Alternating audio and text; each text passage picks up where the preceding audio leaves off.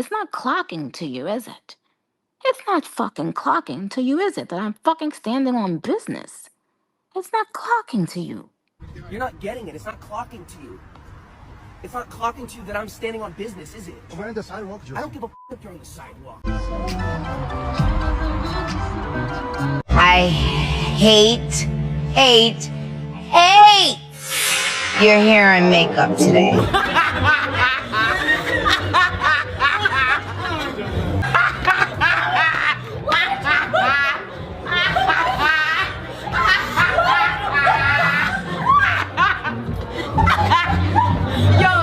Okay, loves, welcome back to Exoticteablog. I'm back with another video. Before we get into this one, make sure you like, comment, share, subscribe, hit the notification bell so every single time I post you'll be notified. If you're new to my channel, you're welcome. Please hit the subscribe button and I love you. Returning subscribers, y'all should keep doing it for me. Also love you guys too. Grab your cups, get somebody to spill the tea, and let's quickly get into today's video. Now, we've got a lot to discuss, but before we get into this video, please tap the link in the description to subscribe to our second channel at Exoticteablog 2. I will be posting on that channel. This channel is currently getting flagged, so you don't want to miss anything I will drop in. Subscribe to the second channel. And we've got a lot to discuss. We're going to talk about how Budden was out here defending Nicki Minaj and he called her crazy. And somebody on his team was trying to say Nicki Minaj spoke on people's babies on her crash out on JayZ. Okay, which was false. And also Tasha K came for Meg Thee Stallion. Okay, and Megan Thee Stallion and Klay Thompson relationship has been getting clowned. Even Shock and Mike Tyson clowned their relationship. We are going to get into that. Plus, Akademiks spoke on the whole Budden of albums and the industry. Okay, we've got a lot to discuss, so y'all better sit tight. Now, first things first, we're going to start up with Meg Thee Stallion and Klay Thompson. So, Mike Tyson, okay, and Shock was talking about Megan Thee Stallion and Klay Thompson relationship, and they said trust this relationship is going to last for only 6 weeks. Okay, this is crazy. Now I will let y'all listen to what they had to say, but this sounds nuts. Okay, I'm not gonna lie. Let's get into what he said. Did you see the news about the new hot couple? Who? It is Klay Thompson and Megan Thee Stallion. Who's Klay Thompson, though? He plays basketball. He was in the Warriors. He's one of the greatest shooters of all time. He's now on the Dallas Mavericks. Really? And he's with Megan Thee Stallion. 6 weeks. I'm going to say nothing. I'm not going to say nothing. My kid, I can't say. So what Shaq is doing, he's setting the line, our DraftKicks Sportsbook line, at the summer. 6 weeks. You don't see it lasting into the fall. 6 weeks.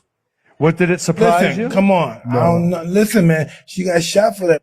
That might be last for a long time. You know, 6 weeks ain't nothing. She got shot, so you gotta give her some credit, right? You gotta give her a little credit that he might got some staying power with that. Okay, y'all, let me know how you feel about it down below in the comments. Now, here's the thing. Do I think this relationship is going to last long? No, but I don't think it's going to break up in 6 weeks. No shade. Okay, but the general public knows that Megan Thee Stallion cannot keep a man, and she's not even the type to keep a man because she loves sleeping with her friends' men and she loves sleeping with people's men. So, yeah, nobody's going to expect this relationship to last long. Okay, believe it. Nobody's going to expect this relationship to last long, being the fact that she had Tori Craig a few weeks ago. Now let's quickly get into what Tasha K had to say about their relationship. Megan! I promise you I'm not dragging her this time. I promise you. I want to talk to her. She has a really nice guy in her life. His name is Klay Thompson. He's a little soft, a little wet behind the ears. I've never seen Klay Thompson out in this light with women sitting on his lap with thongs on and him clapping ass. He doesn't give that. Like, he's a fishing guy. He's a very behind the scenes guy. He's a country guy. You know, he's not very flashy and flamboyant. And she recently went live the other day. She claims that this is the nicest man that she's ever met. And so with that being said, this is what she goes out and buys for Klay Thompson. It's just a little passion. Ain't all for it. We got it. Nice. So this play, this one thing right there, fire. That's a good watch too. Thank you, brother. Sheesh. Megan got a gift of this. Word? Yeah. What a sweet lady. Sweet lady. He said Megan bought him a $300,000 Rolex. They've only been dating for a couple months. And he says, yeah, Megan brought me this. It's a sweet lady. $300,000 watch? You just say that's a sweet lady? Like that's an old lady that you just helped with her groceries and she tipped you? Meanwhile, he got her fur babies, teddy bears, and she gets him a $300,000 watch. I hope the watch is real. It didn't look like it was giving $300K. Is the dick worth $300,000? I feel like she just got played. He didn't even say my lady. He was like, yeah, he didn't even say my girl bought it. He didn't even say, oh my God, thank you, babe. Like, he was like, Megan bought this. That's a sweet lady. Not my lady, that's a sweet lady. Real men don't want nothing but you naked and ass up and a hot meal. Okay, y'all, if there's one thing Tasha K is going to do, she's going to make you laugh, okay? No, shit, I love me some Tasha K, even if she said it will be controversial, but anyways, y'all. Do I think Megan Thee Stallion and this my relationship is going to last longer than the relationship with Partisan Fontaine? No. Okay, it might as well be like the Tory Craig situation where she dumps him and nobody knows what happens behind the scenes if he dumps her or he or she dumps him. That's gonna be the situation, no tea, no shade. And the fact that General Public knows that is crazy, okay? But what y'all think about Megan Thee Stallion getting him a Rolex worth $300,000? Let me know down below in the comments. Now, Joe Budden finally decided to speak on Nicki Minaj and JayZ situation. Earlier the week or the previous week, he was asked by his friends and his fans on Twitter Space if he would speak on it, and he was saying he don't know. So I mean, he has somebody over and they was talking about it on his podcast, and it looks like Joe Budden say some crazy shit, but he low-key defended Nicki Minaj, and somebody on that podcast try to say Nicki Minaj is talking about people's child. Okay, which was kind of crazy because Nicki mentioned nobody's child. Nicki Minaj only was pushing the whole justice for the Mari situation and JayZ's Rhymer, not little babies. Nicki never did that. Okay, but let's quickly get into what they had to say and I'll get y'all at the end of this. Okay, y'all, let me know how you feel about it down below in the comments. Well, here's the thing. Even if he said he was not going to talk about it previously, and everybody's like, oh, Joe Budden is scared of JayZ and Roc Nation, which I believe he's still scared of. Okay, I believe he's still scared of them, because, I mean, Roc Nation, they've been moving on their demon time, but do I feel like Joe Budden had any serious ill things to say about the Queen of Rap? No, not really. Okay, but the general public coming on here trying to say Nicki Minaj be crashing out for no reason, y'all nuts. Okay, Nicki Minaj has a reason for whatever she's doing. She's not gonna come on here and decide to drag JayZ for no damn fucking reason if she's not getting sabotaged and it's something it's not happening behind the scenes. Okay, she's not crazy. She knows what she's doing. But what y'all think about what Joe Budden had to say? Okay, let me know down below in the comments because I would really like to hear y'all. I would love to hear what y'all think about Joe Budden and his team had to say. And for the records, Nicki Minaj really be standing on business because if it was some of y'all faves, they would have deleted their tweets. They would have acted like nothing happened. Nicki Minaj tweets are still on her page, and that's why she's still the queen and the queen of rap. They really try to say, oh, Nicki Minaj is definitely going to delete her tweets because she's scared of JayZ. No, Nicki is not scared of nobody. I saw some delusional people saying that. Okay, Nicki is not scared of nobody. She's going to stand on business because she's always standing on business. And I mean, I would always stand on business defending Nicki Minaj. Trust me, I would always stand on business defending the queen of rap. But what y'all think about this craziness? Let me know down below in the comments. Nicki Minaj has been silenced for days now, and I love it. But I mean, I would love to see what Nicki had to say. Okay, would have to say more in this situation, and I would love her to continue basis on the industrial plastic bag does. Now, DJ Akademiks spoke on the whole situation, and he claims that manipulating numbers is common in the music industry, okay, and most especially the Clips album doing these big numbers. It don't make sense. No tea, no shade. I agree with Akademiks on this, okay? And do I believe Taylor Swift used bots for her album? I don't really think so, but a lot of people feel like Taylor Swift be using bots. But Travis Scott, I definitely believe he be using bots, okay? I definitely believe Travis Scott be using bots. I don't believe his numbers is fake. Okay, I've never agreed with Travis Scott numbers on his Billboard chart spots and his positions, not because he blocks Nicki Minaj from #1 spot. I always knew he's payola. Okay, I always knew Travis Scott used payola, but I mean, they use payola and it's now common in the industry. Caesar uses payola. Kendrick Lamar use payola. Okay, Drake used to use payola before they took his payola away. But what y'all think about this craziness? Let me down below in the comments. I'll let y'all listen to what DJ Akademiks had to say. Don't forget to like, comment, share, subscribe, and I'll talk to you guys on the next video. And that's you. Thanks for watching. They just figured it out. Look, let God sort them out sells 113K first week. Come on. In what lifetime, bro? Like, this is one of them where I remember the projections was coming around 90. They should have let the 90 live. 90 was looking good. 90 in this climate? 90 in this climate is like going gold first week. Then they made it go to 113. What I've always said about selling over 100,000. I said this like 2 years ago. If you don't sell 100,000 first week, you're not a big dog. Bro, they got not one song that you know the chorus of, and they're selling 100,000. Come on, bro. Somebody say, I'm hating. No, I'm not hating. I'm telling you how much numbers could be manipulated. Bro, remember when Mika dropped that album and he went 90 something, he didn't get 100. 100, bro, that's Rod Wave territory. And you when you go outside, you see all these bitches singing Rod Wave.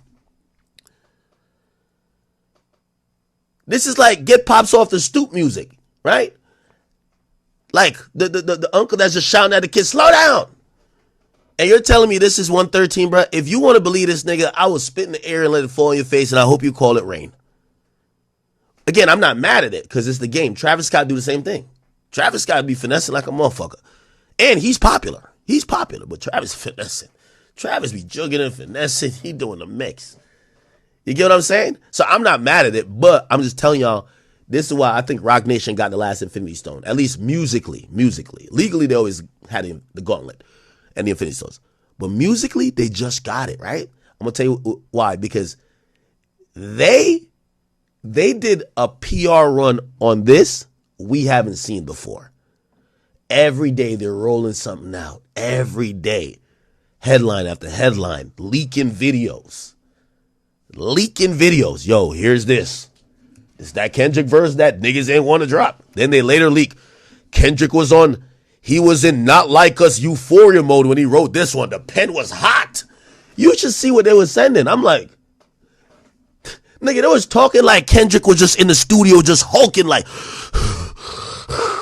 They were like, yo. I'm like, why the hell you got to tell us that this song he wrote right before or after Not Like Us? But it's to continue a narrative. And I'm like, it's all good. That's a good narrative. But that's how much I'm showing they was trying to market the thing. So when I say I'm underestimating of a proper rollout, man, cut it out. Cut it out.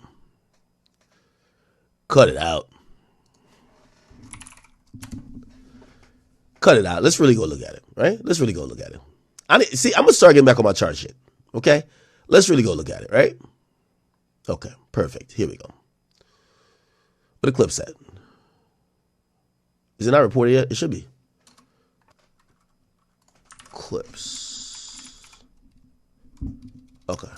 Right here. 112. Let's go down. 54 albums. Bro, they basically sold 57,000. Which that makes good. So again, that's what I'm trying to say. 100 looks crazy. You get what I'm saying? It's like, if you stealing from the cash register and you just take $2 off the top of everything every single time, and you're just kind of doing it low key, rather than you taking 1,000, that's noticeable. What I'm saying is that this 112 jumps off the page because I know what 112,000 is.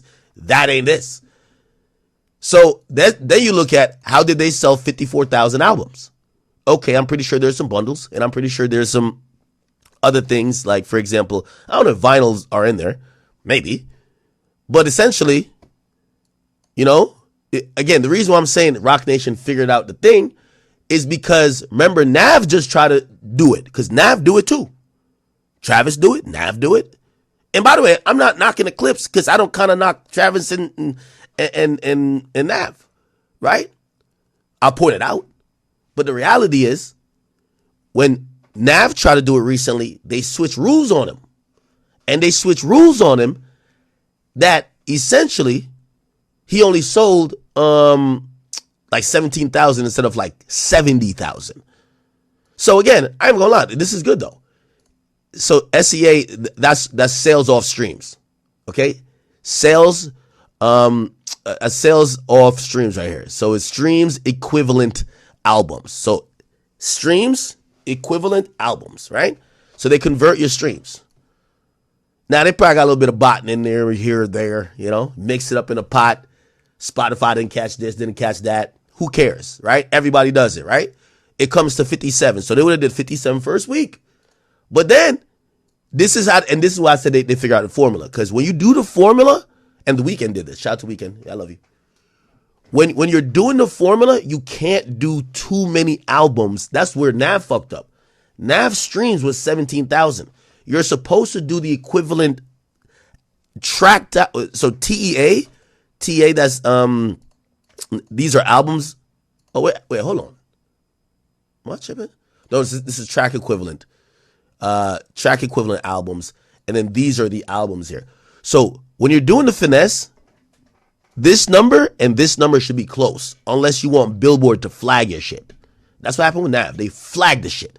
Whoa, how come niggas ain't listening, but there's mad activity over here? They're flagging your shit. You get what I'm saying? Like, so when you do around 50-50, and this, I'm telling you, this is what's happening this is not only Rock Nation doing it, everybody's doing it. You got to keep whatever you're about to do the first week in streams.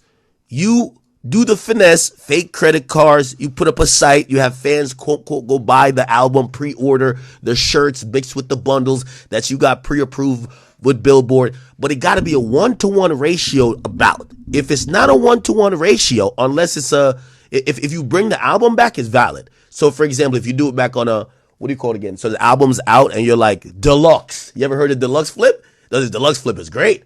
Yo, the deluxe is here. All of a sudden you see like extra 100,000 sales. You're like, what the fuck? They allow that because the album's out. But for first week, you gotta. So this is good. Rock Nation did it right. About a 1-to-1 ratio. Yes, a lot of people are listening. People are buying. Good times. Get them boys 100,000. Right? Okay. Is this Travis Scott first week? It is, right? Okay. Let's look at Travis Scott. See? Travis Scott with his finesse. You feel what I'm saying? Travis Scott with his finesse. The only reason why, you see, Travis Scott, they're pros. Like, they OD'd on it, too. Travis Scott was only supposed to sell like 80, 90,000. Sorry. The albums, what they flipped, that's the finesse. This number, they could just change this from albums to finesse. This is finesse, right? So this is what you're streaming. This is finesse. And by the way, okay. I'll see what Bieber does. Yeah, look, see? Bieber didn't do the finesse. And Bieber white. Like, think about this. You think more people buying. Bieber is like, they look at Bieber like the white king.